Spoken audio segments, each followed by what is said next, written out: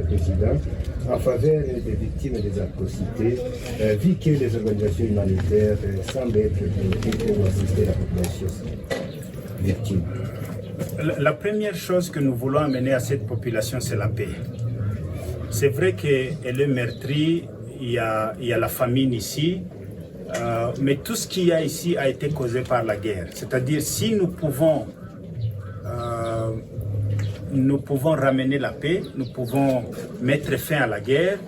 Le reste, nous pouvons les assister, mais la population de Minembwe n'a jamais été une population mendiante. Ce sont des gens très résilients. Je parlais tantôt de la résilience. En arrivant ici, l'impression que j'ai, si la résilience était une chanson, les refrains en seraient Minembwe. Je pense que si nous assurons la paix à la population, la majorité des problèmes qu'il y a prendront fin et nous pourrons les aider à se développer petit à petit dans les domaines surtout de l'agriculture, l'élevage, l'éducation et tout consort. La population des hauts plateaux de Minembwe s'inquiète de la reprise des hostilités après avoir repoussé les forces des FARDC dans toutes ces collines. Quelle serait votre réaction pour apaiser les esprits de la population endommagée par des conflits armés, Monsieur le Président? Effectivement, je suis venu ici pour annoncer la fin de la guerre. Je suis venu annoncer la paix, mais aussi l'assurance. Aujourd'hui, nous n'avons pas cessé de pourchasser l'ennemi. Il n'est plus à Mulima, il n'est plus à Abala, il n'est plus à Lusuku, il est maintenant à Mugela. Et de là, nous allons continuer à les pourchasser. Nous devons assurer la paix. La paix pour la population, toute la population des hauts plateaux. Mirimba doit être libéré, Rugezi libéré. Ce n'est pas seulement Minembwe. Quand nous disons la population des hauts plateaux, c'est tous ceux qui ont été victimes de ces atrocités pendant toute cette période de guerre. Votre dernier message? J'aimerais encourager la population à tourner la page. La page de la guerre est finie. Maintenant, nous passons au développement. Nous passons à l'éducation, à l'agriculture, à l'élevage, à la santé. Nous ne devons pas que le passé ne nous rende pas esclaves, mais que plutôt nous puissions nous focaliser vers l'avenir et bâtir l'avenir de ces pays. L'avenir de ces pays est dans nos mains et nous ferons de ces pays ce que nous aimerions qu'ils soient. Merci beaucoup. Merci beaucoup. Je crois que nous allons passer à la deuxième étape de l'interview en Kinyamulenge. C'est bon? Reka tubasuhuze abantu bose bari hano mu karere ka Minembwe ndetse n'abakurikirana amateleviziyo yose turi hano ko turi muri conference de presse hamwe n'umuyobozi mukuru wa MRDP hano mu karere ka Minembwe. Turibuze kuganira ku bibazo bitandukanye namwe mushobora kwibaza k'itangazamakuru turahebereye nk'abaturage kugira ngo tubashe kuba twababwira ibiva mu kanwa ke k'umuyobozi. Reka duhere ku munyamakuru wa Masepa TV abazi ikibazo cya mbere. Nyakubahwa Perezida wa MRDP Dr Freddy Kanyiki, abantu babonye mugera mu Minembwe barabakirana ibyishimo. Intego yanyu y'urugenzi kugera mu Minembwe ni iyihe? Twaje turi delegation nini cyane ije gusura abaturage ba Minembwe nyuma y'intambara.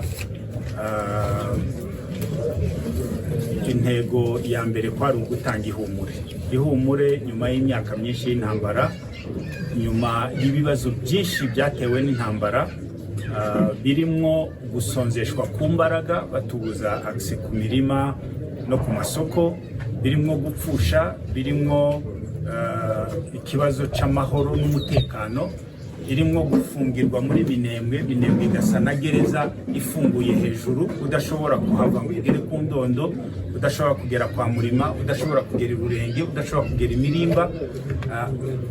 Population igasa n'ifungiwe ahantu hamwe.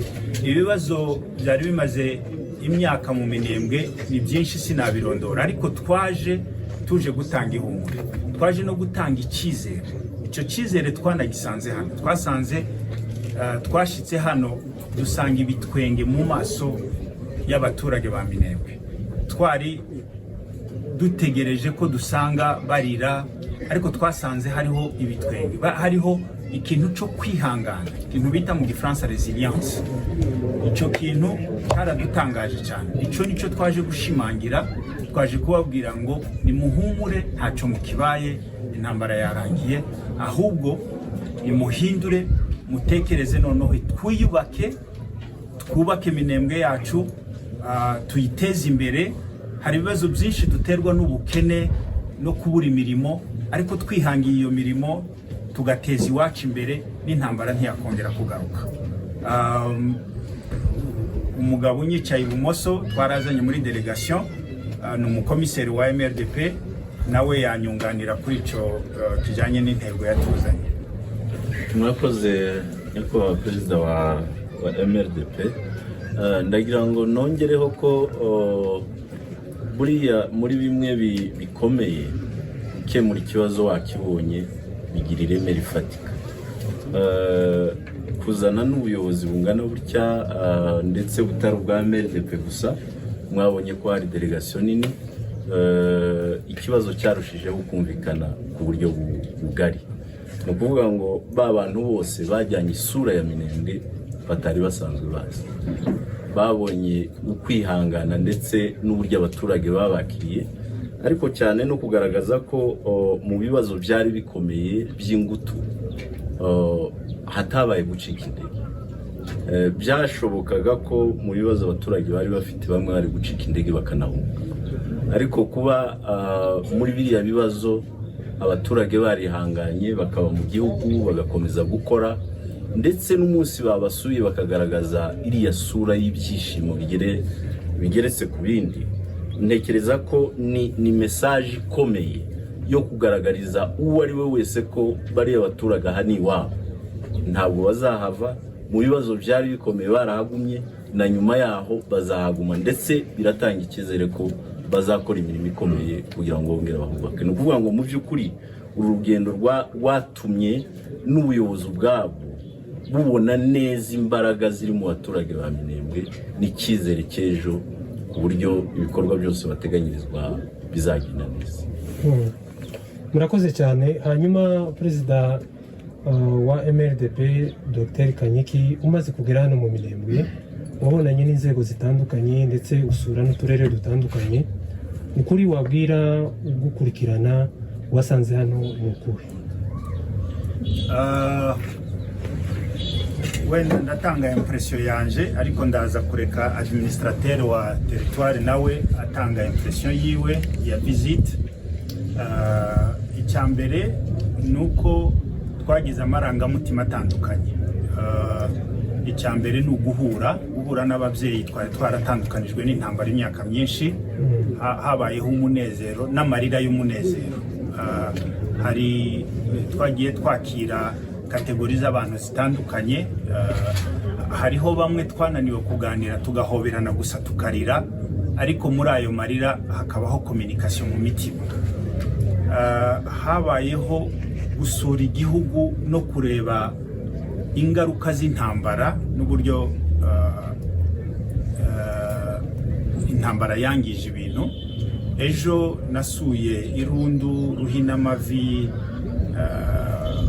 kwa Buhimba, ndamanuka muri centre ku Kiziba. Uyu munsi niriwe Gakangara, Kabingo na n'indi mihana yino muri sud. Urebye n'inzu nkeya cyane zitageze 10% zidafite ibitobore bya drone, surtout muri ibi birere bya Karingi, Bidegu, Ruhinamavi, Irundu, utavuze noneho za Rubemba, Bicumbi, Karongi, Gakenke, iho habaye nabi cyane. Hari igihe twumva amakuru ku matelefone, ariko kuhigerera hariho urundi rwego rwa information ufata, n'iyindi shusho ikuza mu mutwe kurusha kurusha kubyumva kuri telefone. So ibyo ni uruhande rumwe rw'umubabaro no kumenya koko ingaruka z'intambara. Ariko kandi indi impression twagize ni impression y'icyizere twasanze mu bantu, kudacika intege, kuba bariremyemo icyizere kandi bakanga ko intambara ikamya icyo cyizere. Mu buryo bw'imyizerere twabyita ibyiringiro. Guhora n'ibyiringiro bikananirwa intambara y'imyaka 9 n'uburemere bwayo ntibikamye ibyo byiringiro. Icyo rero ni contraste y'ibyo bindi nari mvuze byatunejeje. Niyo mpamvu navuze ko n'amarangamutima atandukanye twagiye tugira. Twaje rero gushimangira ibyo byiringiro, kubabwira ko ntaco bakibaye. Intambara yaratinze cyane kurusha uko yakagombye gutinda kubera imbaraga nyinshi bazishizemo. Ahangaha ndashaka kuvuga ko uzungurutse muri Minembwe nta ruganda na rumwe ruhari, nta mine icukurwa y'amabuye y'agaciro, ariko imbaraga z'abasirikare barenga 10,000 b'abarundi, ba FARDC, abazalendo, FDLR n'abamercenaires biciwe hano, baguye hano, intumbi z'abazungu zanyuze hano. Wibaza niba ari aya mazu ya Minembwe bari baje gufata, ukabiyoberwa. Ariko iby'ukuri nuko ubu nyine muri Kongo hose, muri iyi est, muri eneo twalibere, ahantu umwanzi agitera ni Masisi na Minembwe. Ni ukuvuga ko ikigenderewe niho Nyabwoko, ikigenderewe ni Minembwe yaterwaga kubera ubwoko bwari buhatuye, ntabwo ari ukubera indi nyungu yariyo yose y'amafaranga cyangwa se intérêt politique à l'échelle nationale. Icyo kintu rero impression twahakuye, iyo twahasanze niyo ngiyo, ariko icyo tuhakuye ni cyizere ko tuzabaho, ni cyizere ko abanyaminembwe babyaye urubyaro rwabo rwarabarengeye. Mu gihe cyangirente barahagurutse bahosha umwanzi, ubu nyine bagiye kwita ku majambere y'igihugu. Kandi uwo mutima uri mu Minembwe twawushira muri Kongo yose twayiteza imbere. Reka administrateur nawe ijambo kuri icyo kibazo. Murakoze cyane. Reka dutangire tuvuga tuti mu izina ry'abaturage ba Minembwe n'abaturage baho Plateau muri rusange, turabashimira cyane perezida wacu wa MRDP Dr. Fred Kanyiki na delegation yose mwazanye. Turabashimira cyane kuba mwarabashije guhita muza mu mwanya muto cyane intambara ikirangira. Ku munsi wa gatatu mukaba mwageze hano kuza guhumuriza abaturage. Zaradushimishije cyane kandi byahumurije n'abaturage kuko babona ko bafite ubuyobozi buri kumwe nabo kandi bubitayeho. Rero turabashimira cyane kuba turi kumwe namwe hano uyu munsi muri Minembwe yacu. Hanyuma hano mu Minembwe nkuko mubibona, abaturage koko bahuye n'ibibazo byinshi, bari bugarijwe n'intambara n'umwanzi, indege zo mu kirere, ingabo hasi, ibitero mu bwoko bwose, z'ubwoko bwose, ndetse n'ikibazo cy'inzara kuko abantu bari bakubiwe hamwe, imyaka yabo zo kurya byabo zose umwanzi asa n'uwabimiriye kubigeraho. Ariko nanone nubwo byari bimeze gutyo, ntabwo abanyaminembwe ntibacitse intege, bakomeje kwirwanaho, twakomeje kwirwanaho kuko tubivuga turi batwirwaneho, kandi niyo esprit yacu ni nayo principe tugenderaho. Rero abaturage bakomeje kwirwanaho, babaho kugeza umwanzi tumusinze, tukamusubiza inyuma. N'ubu nyine ubuzima bwagarutse, abantu bose urabona bakeye bameze neza, bishimiye kongera kubaho mu gihugu cyabo mu mahoro. Murakoze cyane.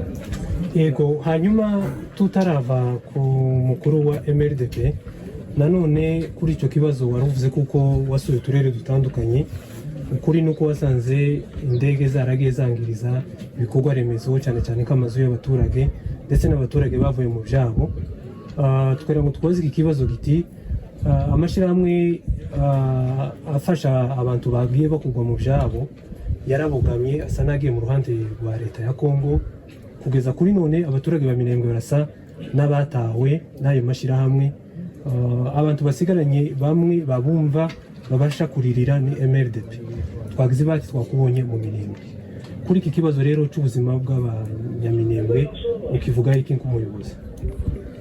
Ibibazo ni byinshi, hari ibyo nabashije kubona muri iyi minsi nemaze hano zunguruka mu mihana, hari n'ibyo ntabasha kubona keretse nicaye hano nkamara ukwezi amezi abiri. Burya mu Kinyamurenge baca umugani ngo inzu utarimwe ntumenya aho iva. Igice gitoya cy'ibibazo maze kubona ni ibibazo bikeneye intervention twebwe twenye tutashobora zo kwiyambaza imiryango itabara imbabare, imiryango ifasha rubanda, imiryango humanitaire je dire. Ikindi nuko hariho n'ibibazo biri mu bitekerezo no mu mitima. Abantu twaganiriye nasanze hariho ikibazo ca traumatisme iri cyangwa si hahamuka rijanye n'intambara. Hari igihe cinshi dutekereza ngo ihahamuka no kubona umuntu akuramo imyenda akiruka ku muhanda cyangwa se agasa n'utaye ubwenge, ariko ihahamuka rigira inzego. Hari n'igihe uganira n'umuntu ugasanga afite ihahamuka we wenyine atabizi.